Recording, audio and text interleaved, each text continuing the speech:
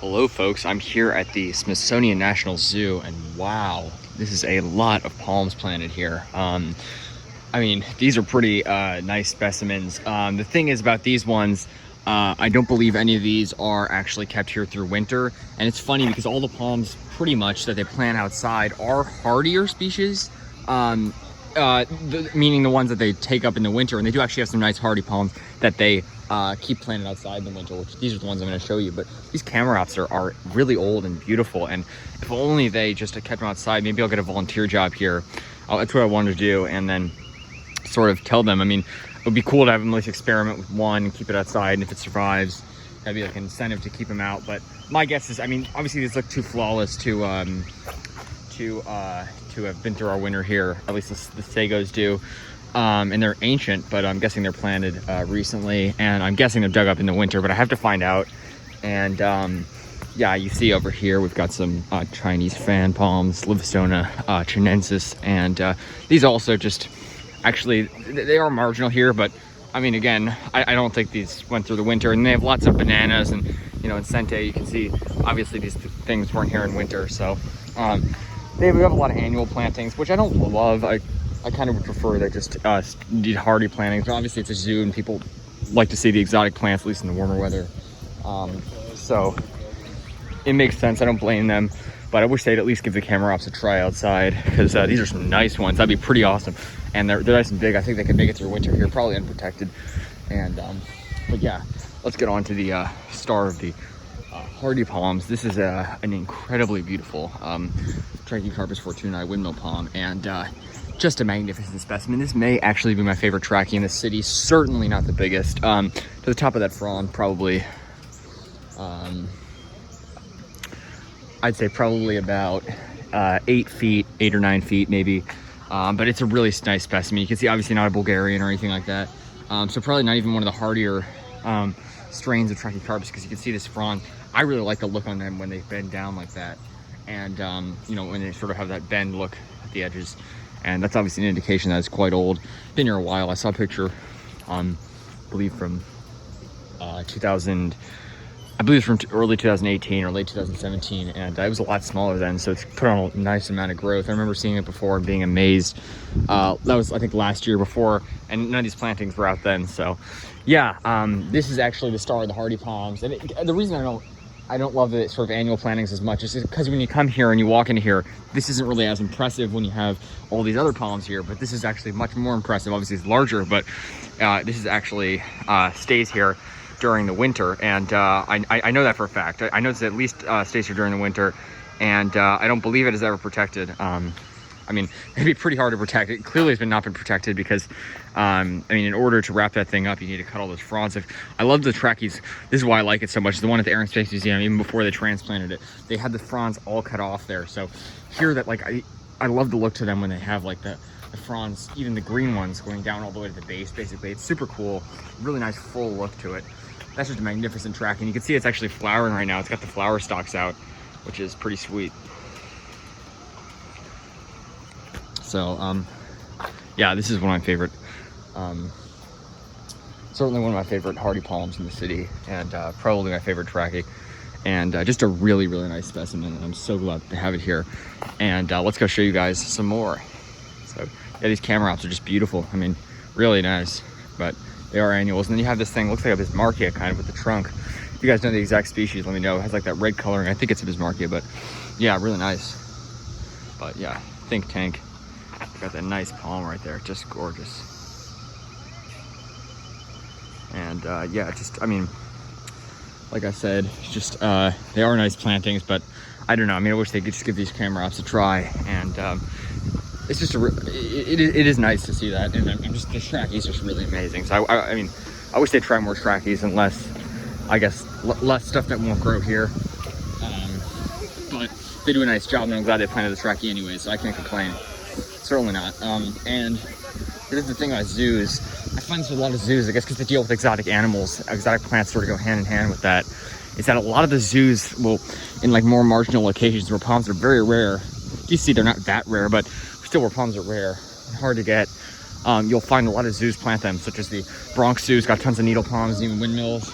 And Oklahoma City Zoo. You should see that zoo. There's not that many palms in Oklahoma City, and the zoo there is just packed. There's like fields of sable minor, massive ones, and I think some trackies as well. So they're really huge and really nice. Here are the more annual plantings of Livingstone chinensis. So yeah, and over here at the alligators, this is an alligator tank here, and you've got these nice washies here. Obviously these would never survive here, so good to see they kept something in a pot instead of just, you know, doing the annual planting. But they're nice specimens here.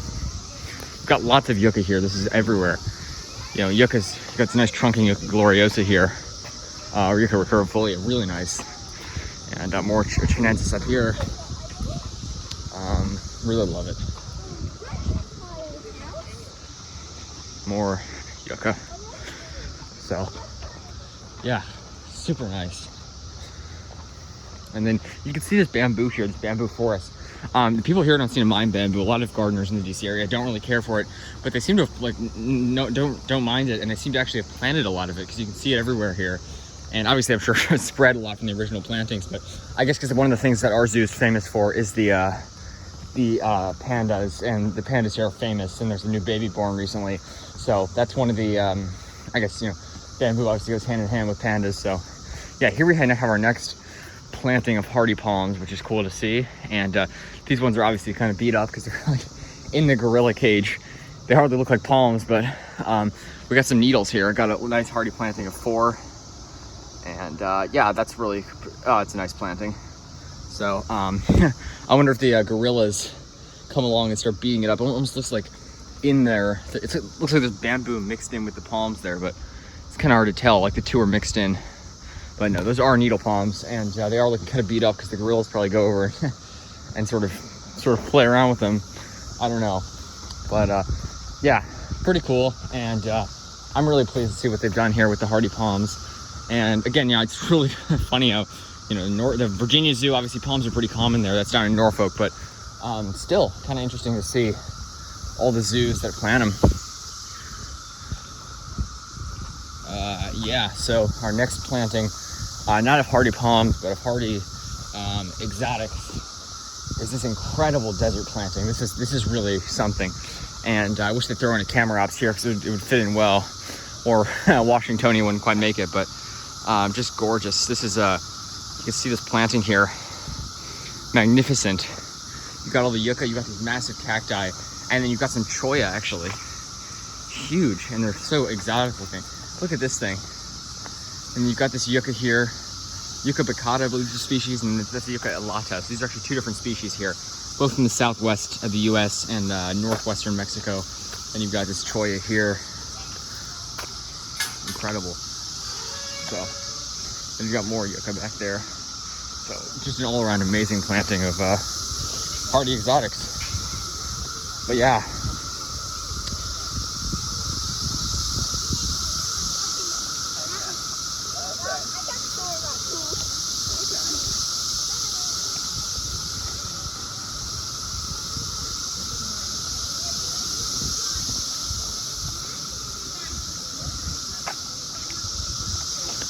Going the wrong way, sorry.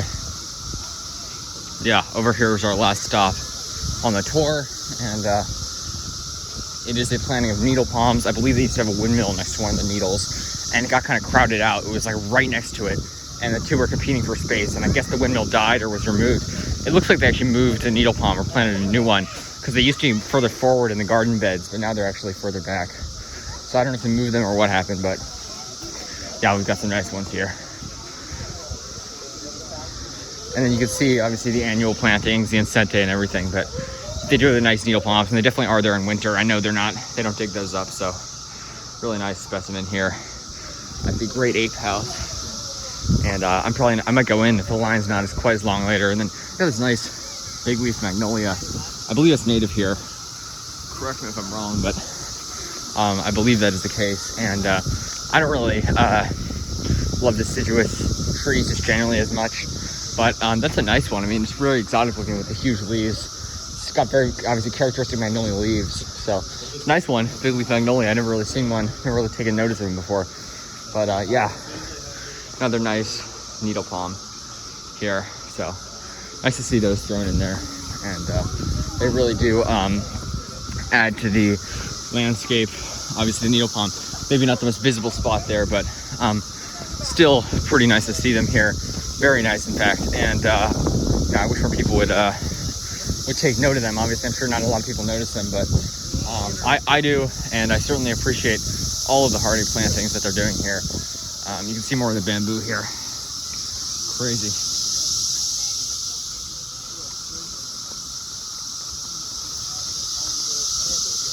Yeah, so the zoo just on the I believe it was the 21st of May, opened up, and I just got my reservation for today. This past weekend, it was really hard to get a reservation because so many people want to go, and it was already booked up for a bunch of weekends. And I got the first day was available, which was today, 2 p.m. for reservation. So yeah, I'll probably be here a while looking at the palms and everything. That I'm probably one of the few people that comes to a zoo to look at plants instead of the animals. I mean, I'm sure a lot of you guys out there are the same way, but we're probably in the minority. Not too many people like us. But yeah, still, it is. Look, I mean, I like a lot of the animals here, and they're very exotic. A lot of them from faraway places and stuff. Occasionally, I see a deer wander through or something. But I just love the hardy palm plantings, and yeah, I don't know. I wish they wouldn't. I don't really love the annual plantings, just because it sort of takes away from the value of the hardy palms. You know what I mean? But yeah, I don't think I'm gonna go through the winter.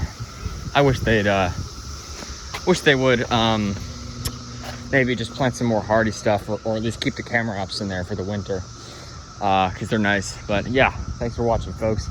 Have a good one. This is Smithsonian National Zoo in Washington, D.C., and this track is just magnificent. It's so cool to see it.